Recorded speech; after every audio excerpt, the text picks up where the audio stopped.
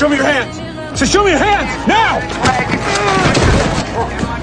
This black kid was just walking and listening to music, but my coworker John suddenly tackled him to the ground. Even though Jack kept trying to explain, John still slapped handcuffs on him. I could only say it was just a routine check. Then his mom rushed over and saw her son getting arrested for no reason. She completely lost it and tried to stop us. Then his dad and grandma came running too. Seeing this, John reported that they were attacking an officer. The whole scene fell into chaos. Everybody on the ground!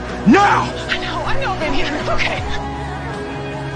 Then John told me to arrest all of them. He didn't even spare their 80-year-old grandma. At that moment, I felt John was overreacting, seeing things getting worse and worse. Officer George, who was patrolling nearby, came over to ask what was going on. Turns out John thought Jack's clothes looked like the suspect's, but George said the suspect had already been arrested 2 minutes ago, and it was already mentioned on the radio. John felt embarrassed after hearing that. I'm arresting all of them. Attempted assault on a police officer, resisting arrest, criminal threats. What are you doing here? There are cameras all around. You nabbed an innocent man. The DA won't file. These people don't respect authority. You grabbed the wrong guy.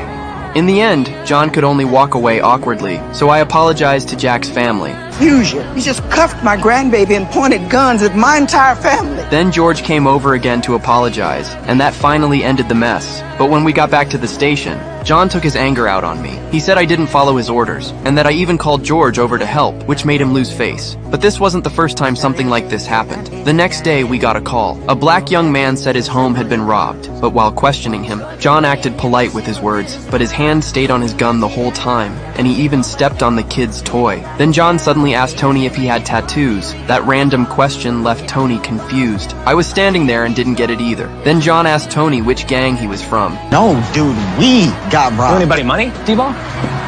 I saw things were about to spiral again, so I quickly asked John to let me question him alone. Nothing happened this time, but I knew if this continued, something bad would happen sooner or later. So I decided to talk to our boss, Gray, about it. He's a bad cop, sir.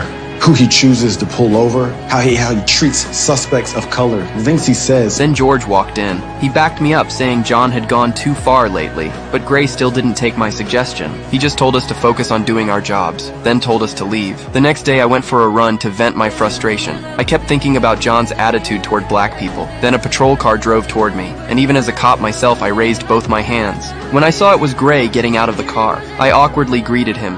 Why are you here, sir? You were right.